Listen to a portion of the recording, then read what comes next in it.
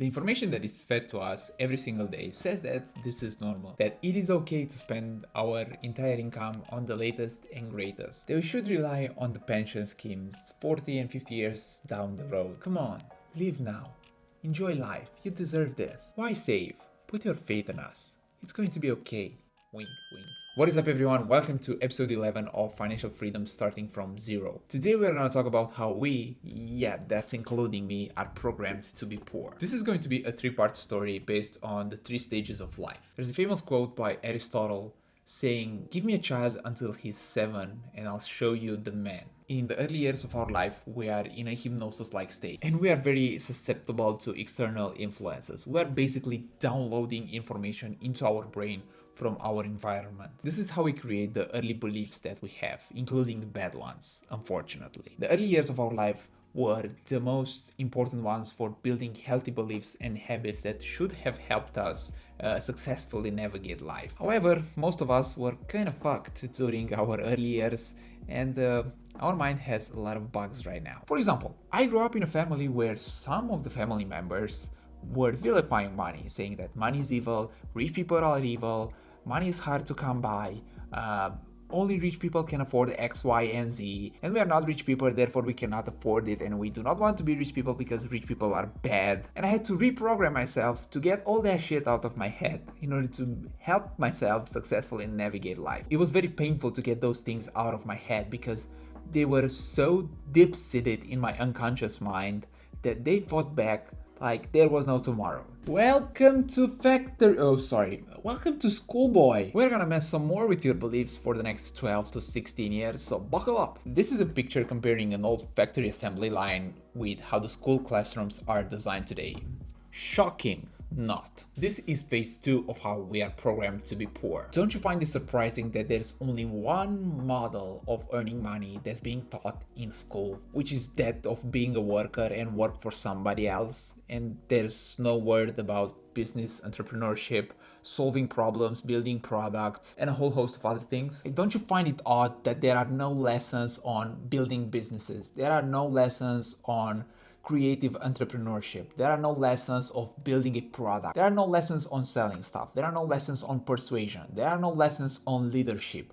There are no lessons differentiating between building a product and selling it once versus creating recurring revenue. There are no lessons on money management. There are no lessons on investing. There are no lessons on personal finance, on psychology of money, on mortgages, taxes. The moment that you get out of that stupid system, you are going to get bombarded by all this. Oh, you have to do your taxes. Oh, by the way, be careful at the mortgage. Do you know that you can use mortgage to get rich? Do you know that a mortgage is just leverage? Just imagine teaching a 15-year-old that if he could invest $200 for 10 years, maybe with the help of his parents, like it's $24,000 in a matter of 10 years, that by the time he's going to be 45-ish, he's going to have a net worth of $500,000 only from that investing for 10 years and then stopping afterwards.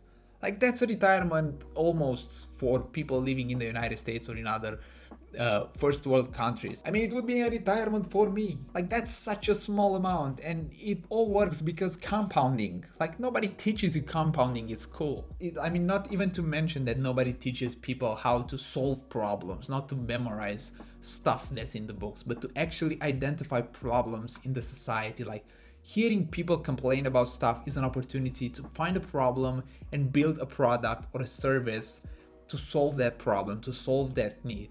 Like, those are things that are not taught in school whatsoever. It follows the same cliche path.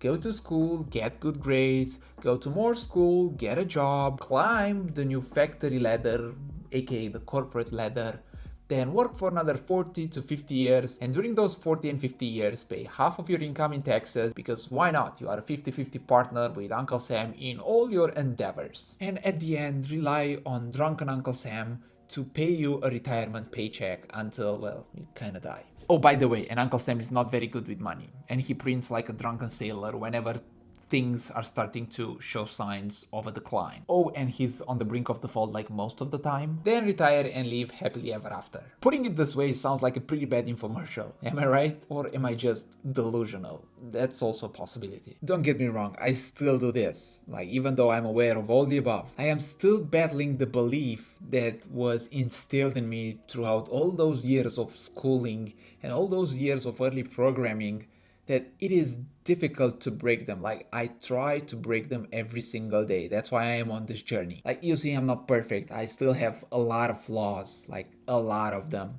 But I'm trying to get past them. And up to a point, I implemented things that were very successful and that got me here and that are helping me almost achieve financial independence. And all those things I'm trying to share with you, hoping that they will help you to at least to get up to this point. This is the world that we could be living in. And instead, we are living in something like this. Like, it's like a ditch. After graduating from the factory-like environment, with a piece of paper telling us that we know how to do X, but not really, the job life kind of gets the best of most people. Here's how I entered the labor force. I graduated law school with kind of good grades.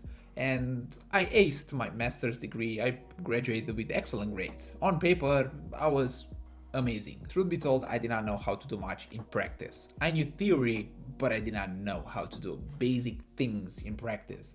I did not know how to write and structure an opinion, like to properly write it and properly structure it in a way that a business person would read that opinion. I did not know how to draft basic corporate documents. Like, it's insane if you think about it. After 5 years of school, you barely know how to do basic stuff. Like, it might be different in other areas like coding and media, but I encountered a lot of people that were in the same position as I was. Like, they graduated like with straight tens, and getting into practice, they were like, what the hell is this? I mean, that's one side of the equation. On the other side, there is the consumer culture. Once money starts coming in, for some odd reason, we as humans start piling on more and more shit that we don't need. Don't get me wrong, the environment is favoring this behavior. You are constantly bombarded by media, by marketers, and by big corporations to buy more, to spend more, and to not save your money and invest your money to gain your freedom back. People will literally start competing on who has the bigger house, the more pets, like you can pee every single time in another one, on who has the fancier car, the fancier watch, fancier clothes. What the fuck? I bet nobody asked you this question that I'm about to ask you. Do you know how many hours of your life or days or weeks you have to trade in for an iPhone, for a new one? I'm gonna tell you mine. It's 2 weeks. 2 weeks. Don't get me wrong. I'm not saying to not buy stuff that you like and to not buy things that you really want to buy. I bought this brand new, and it was worth every penny. Well, whenever I have time to use it, which is basically during weekends. I would love to be able to use it daily because I love it. Like, I really love it. So I'm not saying to not buy stuff. Buy stuff that you really enjoy, but don't buy it to just show off. I'm not gonna buy a new iPhone because I only use the iPhone to listen to audiobooks, podcasts, read, and that's basically it. And yeah, talking on the phone because that's the purpose of having a phone. But other than that, I don't use it for anything else. So I don't need a new one. This one works. So I try to ignore as much as possible all those things that are telling me that you're not enough without this, you're not enough without that, you need a new $3,000 shirt. Like, this $5 one is not gonna do the same thing. And I also do spend a lot of money on buying assets that are gonna make me free. The end goal, at least for me, is freedom. Personal freedom. To be able to choose if I want to go and trade in my time for a paycheck. To be able to choose what I do on a particular day. Like, if it's Tuesday and it's very nice outside, I might want to go to the beach. Here are some of the solutions that I used in order to break some of this poor programming that I received during 25 years of my life. I changed my belief by constantly bombarding myself with information on empowering beliefs and acquiring empowering beliefs and a growth mindset. I use YouTube videos, I use audiobooks, podcasts, books. Whatever type of information that you enjoy, use that. That's how I did it for myself. Like, I was constantly pouring in information into my head on things related to where I wanted to go and who I wanted to become. A few key moments in a day where you can implement some of those things very effectively are right when you wake up and right before going to sleep. Because during those few moments, our mind is in a similar hypnosis state like we were when we were kids. And the information can slip right into our subconscious mind and replace the old poor programming with the new empowering and wealth building programming. I use my commutes to my advantages. I listened to all those information, to the books, podcasts, YouTube videos, whatever I had available at that moment. Every single day I have about an hour and a half of commute time, and I can use that time to my advantage to reprogram myself, to build on those beliefs, to solve some of the bugs that are present in my mind. I learned the basics of psychology of money, of personal finance, of financial freedom, of investing. I threw away all my cable subscriptions starting from 2012. So I did not have a TV subscription for like 9 years. Like most of the traditional channels are basically poison for the mind. I hate to break it to you, but mindset alone is not gonna be enough. There's going to be action that's required from your part in order to break those things. So learning something new needs also implementation. Without implementing stuff, there's not going to be any result. Mindset is just one piece of the puzzle. Doing something about it is the other that's required in order to change things. So you might learn something new and you have to see how you can implement that in your life. It's not really very productive to learn a bunch of stuff and then not implement anything. It's going to be much more productive to just pick one thing, implement it, see how it works. Pick another thing, implement it, see how it works. I'm not gonna deny it was not easy. It gets easier, however, like much easier, to the point that things can become automated, like investing, for example. Like things become habits and you just do them automatically without any effort. Like I save 70% without much effort. And I don't follow the Joneses. I don't care what the Joneses do. For me, this is a single player game. So I try to block as much as possible everyone who's trying to hold me back or everyone who is trying to get some of that poor programming back in. Alright everyone, I hope you enjoyed this video and you found it useful. If you did so, all I ask you to please smash the like button for the YouTube algorithm so we can help this small channel grow. Until next time, take care, have a wonderful day, and don't forget that you are amazing.